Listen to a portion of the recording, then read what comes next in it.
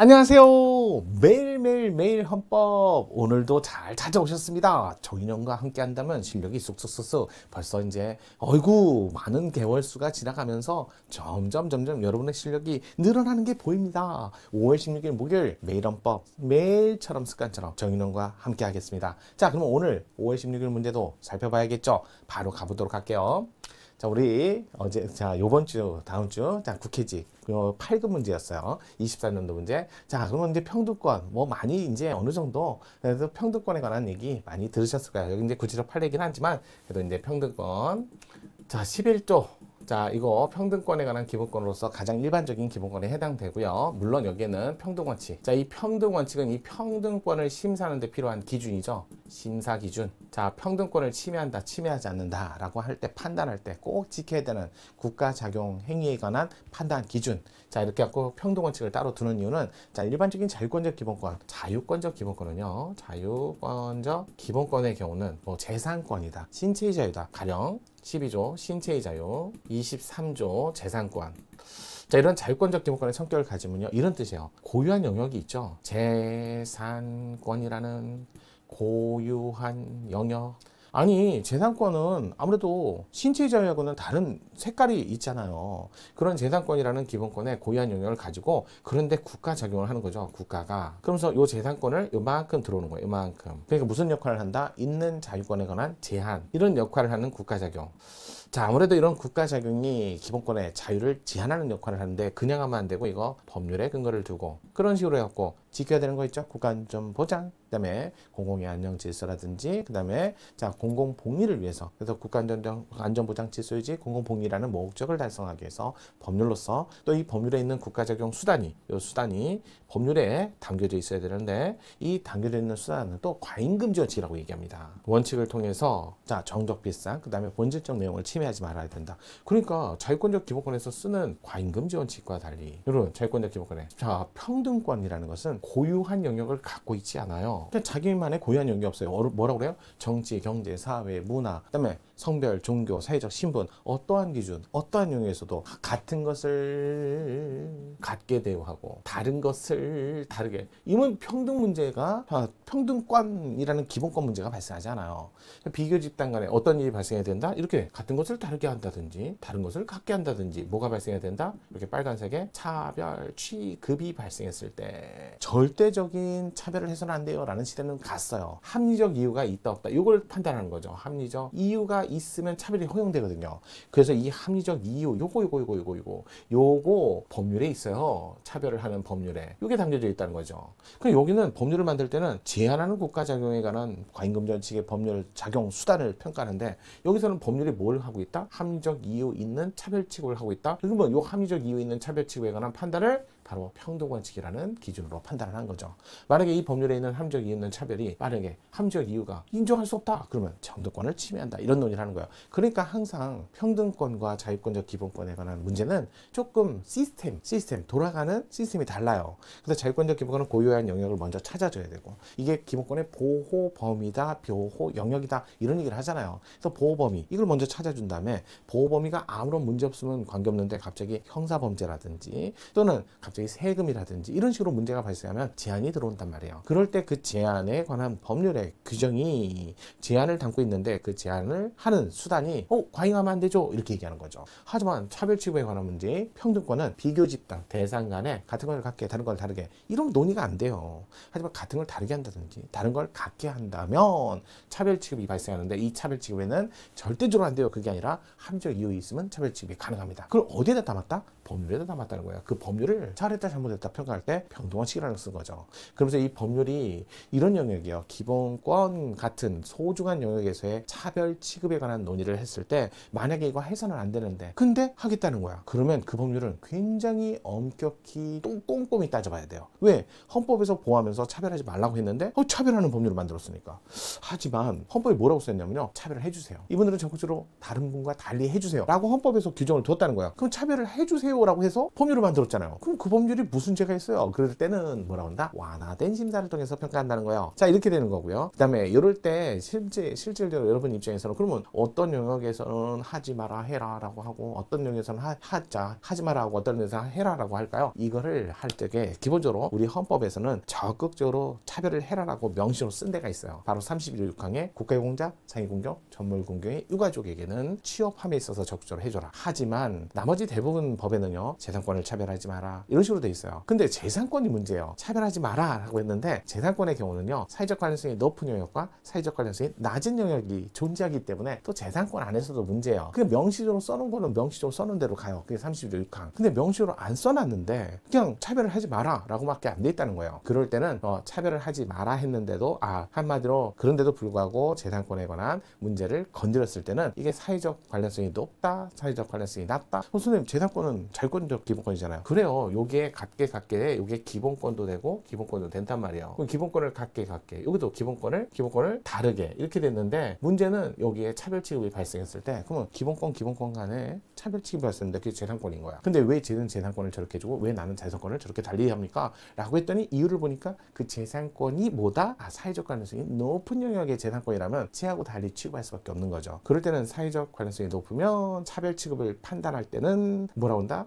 완화된 심사를 하는 거고요. 그 재산권이 만약에 사회적 관련성이 낮고 개인적 관련성이 높은 영역이라면 그 합리적 이유를 심사할 때는 엄격하게 심사를 할 수밖에 없다는 거예요. 그게 조금 어려운 거예요. 기본적으로 그냥 헌법적으로 써있는 문제라면 30조 6항이냐, 아니 그럼 나머지는 차별하지 말라고 써있느냐, 그건 관계없는데 그건 써있는 대로 하면 돼요. 차별하라고 했으니까. 하지만 차별하지 마세요 하는 영역에서는 이게 사회적 관련성이 높은 영역의 문제냐, 사회적 관련성이 아니라 개인적 관련성이 높은 영역의 문제냐, 요게 기본권에서 중요한 내용이라는 거예요. 그래서 사람들이 그걸 구분을 못 하더라고요. 학생들이 그걸 구분 못 해요. 30조 6항에 이는 적극적으로 하라고 했으니까 완화된 심사하는 거 알겠습니다. 근데 왜 재산권인데, 자유권적 기본권인데 갑자기 차별 취급에 관한 평등권 문제를 마치 과잉금전 측에서 판단할 때 사회적 관련성이 높느냐, 사회적 관련성이 약하냐, 강하냐, 이걸 가지고 또 평등원칙도 얘기합니까? 그러니까 자꾸 사람들이 수험생들이 과잉금전칙과 평등원칙을 거기서 힘들어 하더라고요. 평등원칙 심사할 때도 기본권과 기본권 문제인데 하지마, 차별하지 마 라고 했는데 차별을 하는 영역에 문제가 생겼을 때 그 기본권이 자유권적 기본권이라면 뭘 한다? 사회적 관련성이 높느냐? 그러면 완화된 심사를 통해서 평등심사하고요. 사회적 관련성이 낮다, 개인적 관련성이 높다, 내밀한 영역이다, 그러면 그때 차별 취급 문제에 관한 자유권적 평등심사할 때는 엄격 심사로 판단합니다. 자, 어렵죠? 그러면 판례를 보면서 설명을 해드릴게요. 이게 참 그 설명하기엔 좋은 판례인 것 같아요.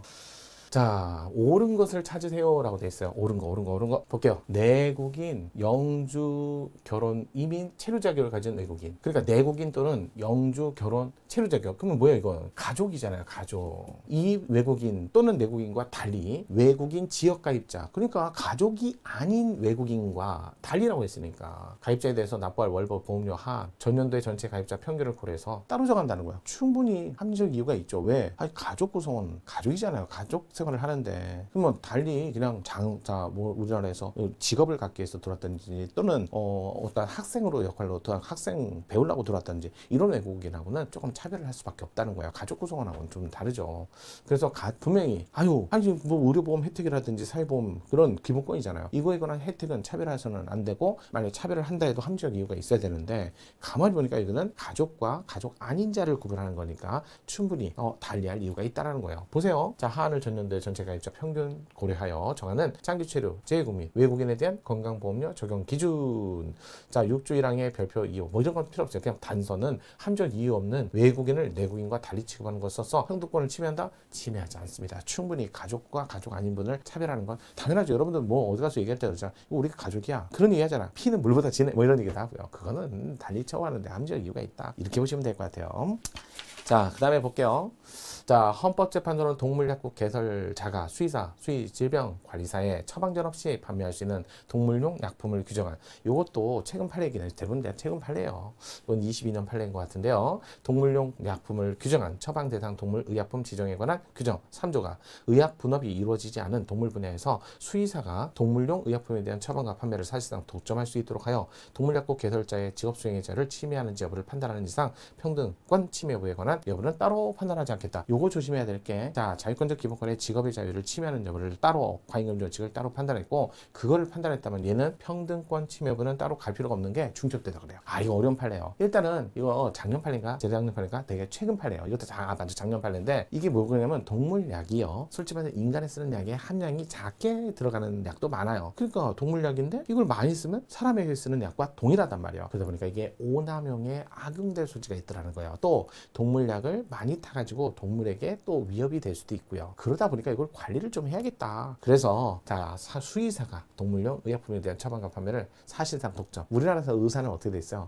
의사는 치료만 하고 약국에서 약은 타는데, 이게 동물약에 대해서는 아직 의약분업이 이루어지지 않았어요. 그래서 의약분업이 이루어지지 않았으니까 인간하고 그다음에 수의하고 이걸 차별 취급할 논의는 완전히 서로 관계가 없다는 거죠. 그래서 이건 비교집단 논의를 할 필요가 없다라는 거예요. 그래서 과잉금전칙 여부를 판단한 이상 평등권 침해 여부는 더 이상 판단할 필요가 없다라고 했던 판례라고 잘 생각하시면 돼요. 그러니까 사람에 대한 의약분업과 동물에 대한 의약분업은 안 돼 있어요. 그럼 의약분업이 돼 있는데 왜 여기는 왜 안 돼요? 또는 의약분업이 돼 있는데 왜 안 해요? 이래야 차별취급 문제가 발생하는 거죠. 같은 걸 같게, 다른 걸 다르게, 다른 걸 다르게 대우하는 것도 평등권 문제에서 발생 여지는 있지만, 여기서는 자, 직업 수행의 자유를 침해하는지, 여기는 그거의 문제였다는 거예요. 왜 여기는 의사하고 약사처럼 나눠졌는데 여기는 왜 치료하는 수의사하고 수약사가 없느냐? 제도 자체가 아직은 다르다. 자, 그래서 직업 자유의 수행, 직업 수행의 자유를 침해했는지 여부를 판단했으면 따라서 평등권 여부는 판단할 필요가 없다. 이거 중요한 판례예요. 잘 알아두세요. 수의사 사건이에요. 이거는 맞는 지문, 아주 중요한 판례입니다.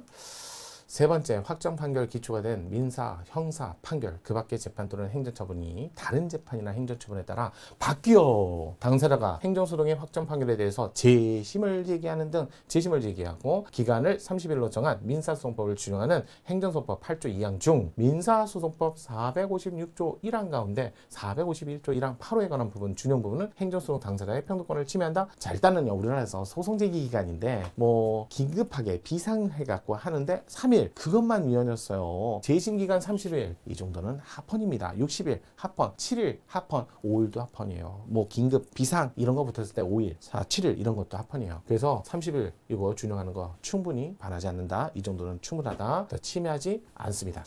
4번, 감염병 예방관리에 관한 법에 따라 감염병 환자 방문한 영업장 폐쇄. 이거 코로나 때 영업장 폐쇄를 하면 아예 장사를 못했잖아요. 그러면 국가가 보조금을 줘야죠. 하지만 감염병 예방을 해서 집합 제한 조치를 했으니까 뭐 5인, 그때는 좀 5인이었나요? 5인 이상은 같이 모이지 마라 이렇게 했던 사건. 그러면 장사를 못하게 했나요? 그건 아니잖아요. 따로 떨어져서 앉으면 되잖아요. 3인들 오면 되잖아요. 그렇기 때문에 이거는 폐쇄한 거하고 분명히 차별의 합리적 이유가 있었다는 거예요. 따라서 자, 집합 제한 조치를 받은 영업 손실에 대해서는 보상 규정을 두지 않는 건 평등권을 침해하지 않았다. 이것도 최근 판례이기도 하고요.